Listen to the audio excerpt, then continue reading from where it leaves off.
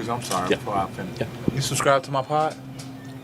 Do I subscribe to you? I do not subscribe. So you can't interview me then. So we just saw one of the saddest ways to end, I don't know, a playoff series.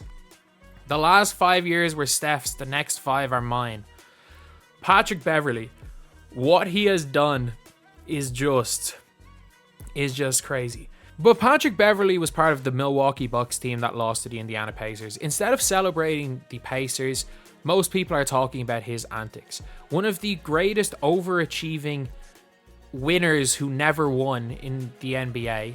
A man who, has never been to an NBA Finals, has been to a conference finals the year where he got benched for quite a lot of the playoff series for the Los Angeles Clippers. Obviously, they couldn't play him against Luka. He couldn't even be on the floor in those games, was getting DNPs. And a guy who was a winner who is also a serial loser as well. But it is Patrick Beverley. The man will call Chris Paul a cone, but then when he goes out at the end of his 5 years that were his, he goes and chucks a ball and launches it at a woman who is not even looking. The full clip is even worse. Obviously, people saw the guy in the crowd tossing the ball to him, very softly tossing the ball to him, and him launching it back. People saw that, and everyone's like, "Oh, what did he say? What did they do?" It's like, as whatever was said, regardless of the second time he threw the ball, if something was said, something was said. The first time he threw the ball, he launched it, not even looking, and was hit a woman in the head who was looking straight at the court, not even looking at Pat Bev. There's no way that the person that he hit meant any, or said anything. And just like how the Malice in the Palace started, by Ron Artest going for the wrong guy, Pat Bev, even if something was said to him, get the person kicked out, or at least make sure you hit the right guy with the ball. Even if something was said, and the fact that the first thing he didn't come out and say was, this person said this, or even apologize to the woman who is not looking anywhere near, who he very clearly did not mean to launch the ball at her head. What is happening? And then he goes and says this in an interview. He literally says that asks an interviewer if she doesn't subscribe to his podcast, then he's refusing to take the interview. Honestly, every reporter should have just walked out. I'm being dead serious. Every reporter should have walked out in that scenario. The guy is a clown. That's all I can say. Is Pat Bev a player? A good NBA player? Yeah. Has he made a hell of a career? Is his story an inspiration? Yes. If you know anything about the Patrick Beverley story, when him going into the NBA first when he was with Houston, is his NBA story great? Yeah. That can't be taken away from him. What Pat Bev has managed to do for basketball, how he's managed to stay in the league as long as he has, is incredible. Considering where he came from. But he's out here talking like he's a superstar when he's one, he's just not. And two, his actual impact on winning doesn't seem to be really apparent anywhere. But at the same time, we're how much him and Draymond have harmed their own reputations this year. These were two guys who everybody thought, oh, these are going to be the next guys in the media. Everyone when Pat Beverley was going on talking about how CP3 was a cone when he was disrespecting one of the greatest point guards of all time, and he was going on these shows talking about everything, everyone's like, oh yeah, Pat Bev's like that, Pat Bev's that guy. And now it's just Pat Bev's an absolute clown. He was trying to, I don't even know what he tweeted, I don't even know necessarily the context, but man didn't even apologize. I think later on he said that he has to do better, but no apologies to the woman that he launched the ball at her face. She wasn't looking. She clearly wasn't looking. So, I don't know. There's no way, and there's also no way that he meant to hit her. You can probably see the guy that Pat Bev is trying to hit. But either way, once you launch a ball into the stands, into the crowd, and you hit someone in the head with it, you don't throw the ball again. That's imagine if Ron Artest realized that he'd gone after the wrong guy, and then found the right guy, and then went after him as well.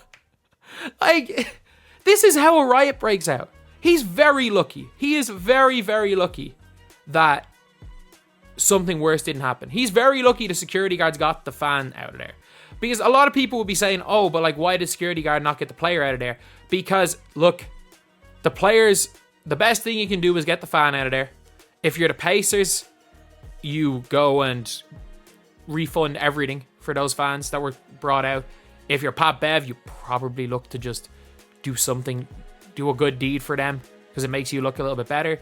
But like, I can see him getting suspended for long enough that he's going to be in Europe next year. Like, there's a 0% chance that suspension is less than 15 games. Like, that is the type of scenario that the NBA is going to hate. Like, the darkest day in the NBA was the Malice in the Palace. He does that to the wrong person, that happens again. That is the complete truth of it. He does that to the wrong person. Like, he threw the ball. He went after it. Like, for example, let's just say, hypothetically, the woman wasn't there with what looked like her daughter. He hit someone. Their husband, obviously, annoyed about it, decides to, because they're very, very close, albeit, like, those fans were too close to the benches. 100% agree with that. Decides to jump it and attack Pat Bev. Not out of the realm of possibility. Suddenly, the NBA is now back in the Malice in the Palace situation. Pat Bev is the luckiest man, is an unbelievably lucky man that he didn't start a brawl. Because what he did is exactly how brawls start. And this is one of the most smug, arrogant NBA players we've seen. And then the interview afterwards doesn't help at all. Pat Bev has very quickly become one of the most unlikable NBA players. And yeah, his story is an inspiration. I'm not going to say Pat Bev can't come back from this, but you're not going to be seeing Pat Bev suddenly on your TV as an analyst. You're not going to be seeing him for a while anyway on some of these shows. Pat Bev has very much in the last 24 hours nuked a lot of his media opportunities, and it's all his own doing. It is all his own doing. Nick Wright called the man a clown, and like, I could not agree more. I couldn't agree more. Clown is the perfect way to